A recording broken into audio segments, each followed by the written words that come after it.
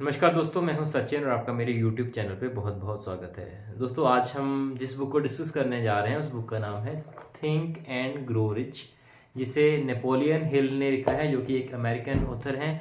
As a journalist इन्होंने अपने career की शुरुआत करी थी और ये बड़े बड़े फेमस लोगों का इंटरव्यू लेते थे। ऐसे ही एक इंटरव्यू लेने गए थे ये जो फेमस पर्सनैलिटी है अमेरिका के, एंड्रयू कार्निश। सो एंड्रयू कार्निश का ये इंटरव्यू लेने गए थे, तब उन्होंने उनको एक आइडिया दिया था कि क्यों ना आप इस सेंचुरी के जो सबसे सक्सेसफुल लोग हैं उनके इंटरव्यूज लें और उनका जो क्रक्स निकल के आता है, जो उनका सार निकल के आता है उनकी सक्सेसफुल के कारणों का, रीजंस का, जो उनके जिन कारणों की वजह से वो इतना सक्सेसफुल हो पाए, तो उसको क्यों ना आप एक बुक में, बुक के फॉर्म में लेके आए। तो ये आइडिया एंड्रयू कार्निश ने उनको दिया था और जिसके बाद उन्होंने 500 सक्सेसफुल लोगों का इंटरव्यू लिया था उस टाइम पे, जो सक्सेसफुल लोग थे उस दुनिया में। और इसके साथ साथ उन्होंने 25,000 लोगों का इंटरव्यू भी लिया था, उनको एनालाइज करा था, and then after over 25 years वो इस बुक को लेके आए थे, जिसका नाम उन्होंने रखा था थिंक एंड ग्रो रिच, सोचो और अमीर बन जाओ। कितना आसान लगता है ना, सोचो अमीर और अमीर बन जाओ, लेकिन इतना आसान है नहीं है ये, लेकिन उतना मुश्किल भी नहीं है। अगर आप सोच लें कि आपने अमीर बनना है या फिर आपने लाइफ में कुछ अच्छा करना है। अमीर मतलब ऐसा नहीं कि आपने सिर्फ फिनेंशियली अमीर बनना है, आपने हेल्थ से रिलेटेड अमीर बनना है, अपने एजुकेशन से रिलेटेड अमीर बनना है, आपने रिलेशनशिप से रिलेटेड अमीर बनना है, तो लाइफ के हर एस्पेक्ट को, करियर से रिलेटेड अमीर बनना है। ठीक है, तो लाइफ के जो हर एस्पेक्ट को लेके आप रिच कैसे बन सकते हैं, किस तरीके से you can think and then you can grow rich. ठीक है, तो इस बुक में वो सारी बातें ये करते हैं जो कि उनके लगभग 25 सालों की मेहनत का नतीजा है ये। ठीक है, तो आज इस वीडियो में हम इस बुक के बारे में डिटेल में जानकारी लेंगे, तो वीडियो को पूरा देखिएगा। अच्छी लगे तो लाइक शेयर कमेंट कर दीजिएगा, चैनल को सब्सक्राइब जरूर कीजिएगा, क्योंकि इसी तरह की वीडियोस आपको हमारे चैनल पे रेगुलर बेसिस पे मिलती रहती हैं। चलिए दोस्तों, समय ना वेस्ट करते हुए सीधा वीडियो की शुरुआत करते हैं। तो दोस्तों, हर बार की तरह मैं कुछ नोट्स लेके आया हूँ इस बुक के बारे में डिस्कस करने के लिए। जैसे कि मैं अक्सर बुक रिव्यूज़ में करता ही हूँ, जो बुक की हम बात करते हैं तो अक्सर नोट्स की ज़रूरत पड़ जाती है, तो उसको देख के मैं थोड़ा सा आपको इस बुक के बारे में बताऊंगा।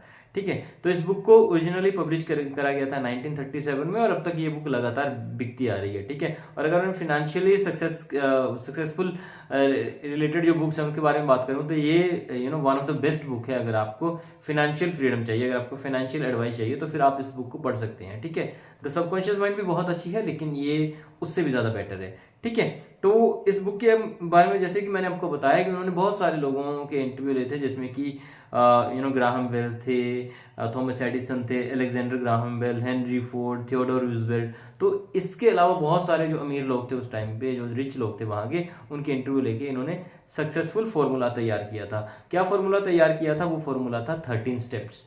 If you want to rich in every aspect of life, you need to follow these 13 steps. You need to have these 13 steps with you.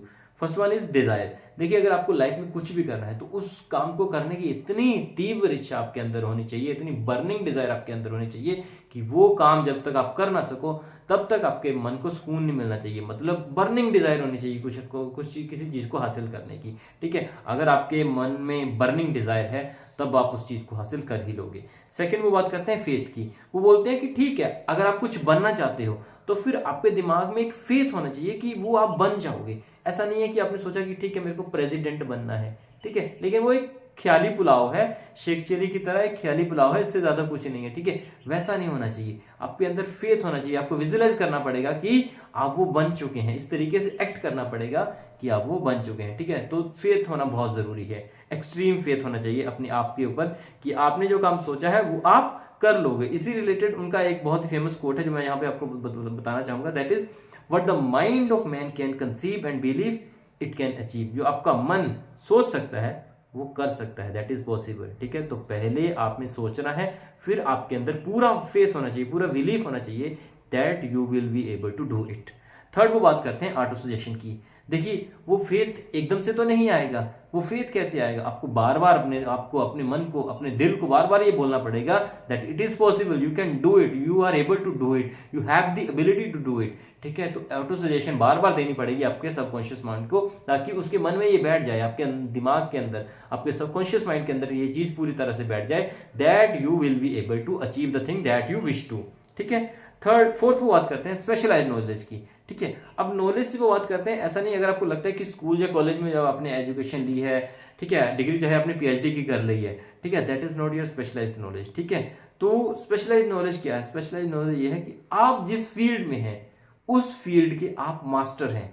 आपने इतनी ज्यादा स्पेशलाइज नॉलेज अपनी फील्ड से रिलेटेड इकट्ठी कर लेनी है कि जब भी कोई बात करे उस पर्टिकुलर फील्ड के बारे में, तो आपका नाम एक बार जहन में जरूर आए। आपने देखा होगा गांव में जब भी आप कहीं बीमार होते हैं तो लोग क्या करते हैं, यार उस डॉक्टर के पास चले जाओ, उसकी दवाई लग जाती है, काम लग जाती है। ठीक है, तो वो स्पेशलाइज नॉलेज है उस डॉक्टर के पास। कभी आप टीचर की बात करते हैं, किसी टीचर का पढ़ाया आपको बहुत अच्छा लगता है, तो उस टीचर के पास स्पेशलाइज नॉलेज है अपने सब्जेक्ट को लेके। सचिन तेंदुलकर जी हैं, वो बिल्कुल भी नहीं पढ़े हैं, आई थिंक 12th या 10th ही करी है उन्होंने। ठीक है, लेकिन अपनी फील्ड के, वो अपनी पर्टिकुलर फील्ड के वो मास्टर हैं। ठीक है, मास्टर ब्लास्टर हैं वो अपनी फील्ड के। इसी तरह आप भी जिस भी फील्ड में जाने का सोच रहे हो, जिस भी फील्ड में आपने अपना करियर बनाना है, उस फील्ड में आपको स्पेशलाइज्ड नॉलेज गेन करनी पड़ेगी। वो कैसे गेन होगी? वो होगी लगातार मेहनत करके, लगातार परिश्रम करके। ठीक है, तो उस चीज का आपने ध्यान रखना है। फिफ्थ में वो बात करते हैं इमेजिनेशन की। देखिए इमेजिनेशन बहुत ही इंपॉर्टेंट है। Again the quote comes to my mind, what the mind of man can conceive and believe it can achieve।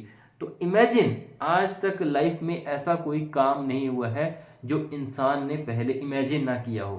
ठीक है, तो किसी भी काम को अगर लाइफ में आप करना चाहते हैं तो आपको पहले उसके बारे में इमेजिन करना होगा। ठीक है, देखिए जिन्होंने बल्ब बनाया था, थॉमस एडिसन ने जब लाइट बनाई थी, तब उन्होंने वो 99 बार फेल हुए थे, उसके बाद जाके वो लाइट बनी थी। लोगों ने बहुत उनको बोला था कि ये काम हो ही नहीं सकता, आज तक हुआ ही नहीं है, लेकिन he had that belief, he had that imagination कि वो इस चीज को कर लेंगे, और उन्होंने कर लिया। हेनरी फोर्ड ने जब कार बनानी शुरू करी थी, तब लोग इसके बिल्कुल अगेंस्ट थे कि देखिए ये काम हो ही नहीं सकता है, पॉसिबल ही नहीं है, आज तक हुआ ही नहीं है, आज तक बैलगाड़ियां चलती आई हैं, ठीक है, रेलगाड़ियां चलती आई हैं, लेकिन मोटर उन्होंने बना ली, हेनरी फोर्ड ने कार बना ली, और आज आप देख सकते हैं कि फोर्ड कहाँ पे है, किस लेवल पे फोर्ड की कंपनी जो है पहुंच चुकी है। ठीक है, तो आपको पहले इमेजिन करना बहुत बड़ी बात है, इससे पहले कि वो रियलिटी बन जाए।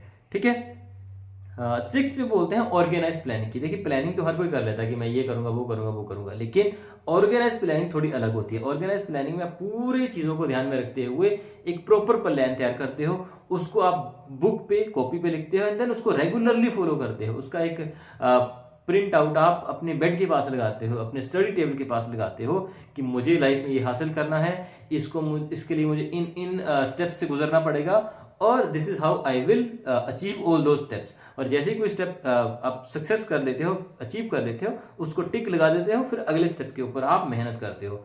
ठीक है, तो इसी तरीके से ऑर्गेनाइज प्लानिंग बहुत जरूरी है अगर आप लाइफ में कुछ बनना चाहते हैं, कुछ हासिल करना चाहते हैं। इसके बाद वो बात करते हैं डिसीजन की। देखिए इसके साथ एक और चीज जुड़ जाती है, प्रोक्रास्टिनेशन। अगर अक्सर हम डिसीजन लेने में थोड़ी देर कर देते हैं, हमारे मन में होता है कि हम ये करेंगे, लेकिन हम चीज़ों को लास्ट डेट तक पुश करते हैं कि ठीक है बाद में कर लेंगे, बाद में कर लेंगे। देखिए आपका डिसीजन जो है वो बहुत इंपॉर्टेंट, बहुत मायने रखता है, और जब लाइफ में आपने कोई डिसीजन लिया है तो स्टिक टू दैट डिसीजन। ऐसा नहीं है कि आपने कोई लाइफ में, जो बड़े लोग होते हैं वो पता क्या करते हैं, वो डिसीजन सोच समझ कर लेते हैं, लेकिन एक बार जब वो डिसीजन ले लेते हैं तब वो उस डिसीजन के साथ स्टिक करते हैं।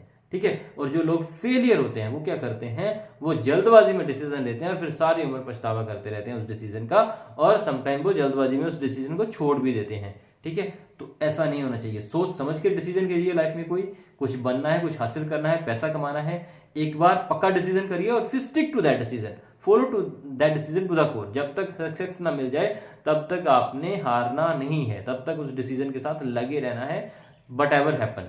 ठीक है, तो decision is very important in life. 8th में वो बात करते हैं परसिस्टेंस। देखिए डिसीजन के साथ परसिस्टेंस तो आ ही जाएगी। अगर आपने लाइफ में कोई डिसीजन लिया है तो परसिस्ट करें उस डिसीजन के साथ। हो सकता है शुरू में आपको असफलताएं मिले, आपको फेलियर मिले, लेकिन फेलियर मिलने की वजह से आपने पीछे नहीं हटना है। जब गांधी जी आज़ादी की लड़ाई में लड़ना शुरू करा था उन्होंने, तो बहुत सारी उनको फेलियर मिले थे, लेकिन ही स्टिक टू दैट डिसीजन कि हम अंग्रेजों से आज़ादी ले ही लेंगे। अब जिन्ना ने जब शुरू किया था अपना करियर, जिन्ना ने भी यही चाहा था कि एक अलग पाकिस्तान हो, लेकिन शुरू में वो फेलियर हो गए थे और वापस चले गए थे लंदन।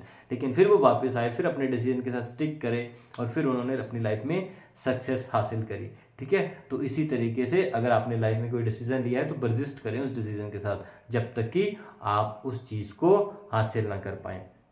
9th में बात करते हैं पावर ऑफ द मास्टरमाइंड। देखिए दिमाग जो है ये बहुत ही पावरफुल है, तो मास्टरमाइंड प्लान आपको तैयार करना पड़ेगा। जब आप किसी चीज़ को हासिल करने की सोच रहे हैं तो आप अकेले नहीं चल सकते, आपको एक ग्रुप तैयार करना पड़ेगा जिसमें कि कुछ लोग हों जो कि आपके दिमाग से मैच खाते हों। अब ये जरूरी नहीं कि ये लोग जिंदा ही हों, आप कोई ऐसे लोग हैं जो पहले अपनी शिक्षाएं दे गए हैं, तो उन लोगों को आप इमेजिन करें कि मेरे पास ये 6-7 लोग हैं, इनकी मुझे राय लेनी है डिफिकल्ट सिचुएशन में। वो रियल लाइफ में भी हो सकते हैं, वो इमेजिनरी भी हो सकते हैं। ठीक है, तो आप उनसे जब भी लाइफ में कोई बड़ा डिसीजन लेना है आप उनसे राय ले सकते हैं। आप देख सकते हैं कि उन्होंने इस केस में कैसे करा था। ठीक है, तो उस तरीके से आपको एक मास्टरमाइंड ग्रुप तैयार करना पड़ेगा, और जब भी लाइफ में कोई बड़ा डिसीजन लेना है, किसी डिसीजन के साथ परसिस्ट करना है, जिसको छोड़ना है, तब आप अपने मास्टरमाइंड ग्रुप से वो पूछ सकते हैं। ठीक है, तो लाइफ में मास्टरमाइंड ग्रुप होना बहुत जरूरी है। रियल लाइफ में भी अगर इमेजिनरी है तो इमेजिनरी भी हो सकते हैं। ठीक है, 10th में बात करते हैं the mystery of sex transmutation. देखिए जब आपने शादी करनी है तो शादी बड़े अच्छे ढंग से करिएगा, क्योंकि एक अच्छा पार्टनर जो अगर आपको मिल जाए तो फिर आपकी जो शादी है वो बहुत अच्छी चलती है और आप करियर में भी अच्छा फ्लोरिश करते हो। लेकिन वहीं अगर पार्टनर की सोच कंपैटिबिलिटी आपके साथ नहीं मैच करती है तो फिर आप उतना अच्छा नहीं कर पाते हो। ठीक है, और दूसरी बात ये भी आपने ध्यान रखनी है कि सेक्स को जो है आपने ज़्यादा तवज्जो नहीं देनी है। Yes it is an important part of life, लेकिन इसी के बीच में नहीं घुस जाना है आपने। ठीक है, इसको आपने यूज़ करना है as a source of energy. जब आपको कहीं ना कहीं ज़रूरत है इसकी, then have it, but don't get too much into it. ठीक है, कुछ लोग जो है लाइफ में कुछ नहीं कर पाते हैं क्योंकि वो इसके अंदर बहुत ज़्यादा घुस जाते हैं। ठीक है, it is very important, but also it is equally important to stay away from it as long as you can, और अपनी एनर्जी का कहीं और इस्तेमाल करिए आप। ठीक है, कभी ज़रूरत पड़ती है तो you have it, but don't make it habit of it. ठीक है, तो इसका आपने ध्यान रखना है, इसको आपने अपने फायदे के लिए यूज करना है, अपने नुकसान के लिए इसको अपनी हैबिट नहीं बना लेना है। ठीक है, तो उस चीज का आपने ध्यान रखना होता है। 11th में वो बात करते हैं द सबकॉन्शियस माइंड की। देखिए सबकॉन्शियस माइंड पे एक ऑलरेडी बुक है the power of your subconscious mind, जिसको मैंने ऑलरेडी इसके ऊपर मैंने ऑलरेडी वीडियो बनाई है, उसका लिंक मैं आपको दे दूंगा यहाँ पे, तो उसको आप चेकआउट कर लीजिएगा। ठीक है, उसके ऊपर डिटेल्ड में मैंने बात करी है उस वीडियो में। ठीक है, सबकॉन्शियस माइंड यही है, अगर आपको मैं शॉर्ट में बताऊं कि आपका जो है 2 तरह के माइंड होते हैं, एक तो डायरेक्ट जब सोचता है और एक जो सोच पे एक्ट करता है। अगर आप नेगेटिव सोच रहे हैं तो आपकी लाइफ में नेगेटिव होगा, क्योंकि subconscious mind will try its best to get that result which your conscious mind thinks. ठीक है, तो इसीलिए पॉजिटिव थिंकिंग का आपकी लाइफ में बहुत ज्यादा इंपॉर्टेंट रोल रहता है, तो उस चीज का आपने ध्यान रखना है। 12th में बात करते हैं ब्रेन की। Brain is very important part of your life. Brain को संभाल के रखें, अच्छे तरीके से इससे काम लें। इसमें बुरे आइडियाज़ भी आ सकते हैं, लेकिन कोशिश करनी है कि ज़्यादा से ज़्यादा अच्छे आइडियाज़ पे ही काम किया जाए और बुरे आइडियाज़ को नेग्लेक्ट कर दिया जाए। ठीक है, 13th पे जो लास्ट स्टेप है जिसमें वो बात करते हैं द सिक्स्थ सेंस की। देखिए द सिक्स्थ सेंस जो है ये अलग सी सेंस होती है। जैसे मैं जब कॉलेज में पढ़ता तो मैं लास्ट डे पे तैयारी नहीं करता था, लेकिन जस्ट एग्जाम के कुछ आधा घंटा पहले मैं कोई एक क्वेश्चन लेता था, कुछ एक रैंडम क्वेश्चन उठाता था, मैं तुक्का नहीं लगाता था। मुझे लगता था कि जैसे मैंने 10-12 क्वेश्चन को स्क्रॉल किया तो एक क्वेश्चन मेरे को ऐसा लगता था कि यार ये आ जाएगा। सिक्स सेंस काम करती थी उस टाइम पे, और मैं उस क्वेश्चन को पढ़ लेता, रट लेता था, और जनरली वो क्वेश्चन आ जाता था। Most of the time it happens कि वो क्वेश्चन आ ही गया है। ठीक है, तो लाइफ में बहुत टाइम ऐसा होगा कि आपकी जो 5th सेंसेस है, जो 5 सेंसेस आपके पास हैं, वो काम नहीं करेंगी। कुछ ऐसा लाइफ में डिसीजन लेना पड़ सकता है जबकि आपकी सारी सेंसेस फेल हो जाएं, तब आपकी एक सेंस काम आएगी, वो रहेगी 6th सेंस। हालांकि इसमें बहुत शॉर्ट में ये बात करी गई है, ये बहुत बड़ा टॉपिक है, इसके लिए एक और अलग किताब हम पढ़ सकते हैं, सेल्फ हेल्प बुक, लेकिन आपको इस पर काम करना आना चाहिए। इसके बारे में आप सीख सकते हैं, और जब आप सीख जाएं तो इसको आप यूटिलाइज कर सकते हैं अपनी लाइफ में। ठीक है, तो इस तरीके से आप लाइफ में सक्सेस हासिल कर सकते हैं। देखिए but Napoleon Hill says that success begins with an idea, one sound idea is all that you need to get success. ठीक है, तो सक्सेस जो है एक अच्छे आइडिया से ही एक अच्छे आइडिया से ही मिल जाती है आपको। ठीक है, तो आपको सिर्फ एक अच्छा आइडिया चाहिए, फिर उस पर आपको काम करना चाहिए, परसिस्ट रहना चाहिए जब तक कि आप उस आइडियाज़ को रियलिटी ना बना दें। ठीक है, तो इस तरीके से आप लाइफ में काम कर सकते हैं। इसके अलावा जो फर्स्ट 6 चैप्टर हैं वो बहुत इंपॉर्टेंट है, जिसमें वो बात करते हैं कि आप फाइनेंशियली फ्रीडम, फाइनेंशियल सक्सेस कैसे हासिल कर सकते हैं। तो उसके बारे में भी वही है कि आप एक डिज़ायर, एक लक्ष्य रखिए, एक गोल होना चाहिए आपकी लाइफ में, उस गोल के प्रति आपको काम करना है, आपको डिसाइड करना है कि आपको लाइफ में कितने पैसे चाहिए। और जब आपने वो डिसाइड कर लिया कि इतने पैसे से आपका काम चल जाएगा, आपकी लाइफ अच्छी निकल जाएगी, तो फिर उस पैसे को, उस अमाउंट फिगर को आपने एक पेपर पे लिख लेना है। उस पेपर के साथ फिर आपने लिखना है कि ये पैसा अब आएगा कहाँ से, कैसे हासिल कर पाओगे इस पैसे को आप। ठीक है, उन स्टेप्स को लिखना है और उसके बाद आपने लिखना है कि आप उस पैसे का करोगे क्या। देखिए लाइफ में ऐसा कुछ नहीं होता कि आपको सिर्फ मिलेगा ही। ठीक है, तो ऐसे नहीं, आपको देना भी पड़ेगा। What you we give that you get. ठीक है, तो अगर आपने कुछ अमाउंट सोच रखा है अपनी लाइफ में कि मुझे इतना अमाउंट चाहिए, तो आप उस अमाउंट से दुनिया को क्या दोगे। ऐसा नहीं है कि आप, ठीक है, अपने सेल्फ पे भी हम इंजॉय कर सकते हैं, लेकिन दुनिया को इस अमाउंट का आप क्या दोगे। ठीक है ना, तो वो भी आपके दिमाग में होना चाहिए। ठीक है, तो उसके बाद ही आपको इस पे काम करना है और आपने एक पर्टिकुलर डेट सेलेक्ट कर लेनी है कि इस डेट के अंदर अंदर मुझे ये पैसा चाहिए और इसके बाद मैं इस पैसे के साथ ये करूँगा। ठीक है, तो उस तरीके से आप लाइफ में फिनेंशियल फ्रीडम गेन कर सकते हो। इसके साथ उन्होंने कुछ फेलियर्स की भी बात करी है, जिसके बारे में वो बताते हैं कि किस तरीके से जो कॉजेज ऑफ फेलियर्स हैं ये हो सकते हैं अगर आप इन चीज़ों को ध्यान ना करें। अगेन रिपीटेटिव थिंक है, जो कि हमने इस पॉइंट्स में जो 13 स्टेप्स देखे हैं, अगर इनको आप अपने अच्छे से फॉलो नहीं करते तो फिर आपको फेलियर्स भी मिल सकते हैं और आप उन फेलियर्स को कैसे ओवरकम कर सकते हो वो भी इस बुक में बताया गया है। तो बहुत ही अच्छी बुक है अगर फाइनेंशियल फ्रीडम, फाइनेंशियल सक्सेस की बात करें। इसके अलावा ओवरऑल अगर आपको लाइफ में कितनी सक्सेस चाहिए उसके रिगार्डिंग भी ये बहुत अच्छी बुक है। तो एक बार तो इस बुक को पढ़ लीजिए अगर आपने नहीं पढ़ा है। कोई क्वेश्चन है, कोई क्वेरी है सेम बुक को लेके कमेंट सेक्शन में पुट कर सकते हैं। वीडियो अच्छी लगी है तो लाइक, शेयर और कमेंट कर दीजिएगा। नई वीडियो लेके जल्दी आपके सामने हाजिर होंगे, तब तक के लिए thank you very much and have a great day.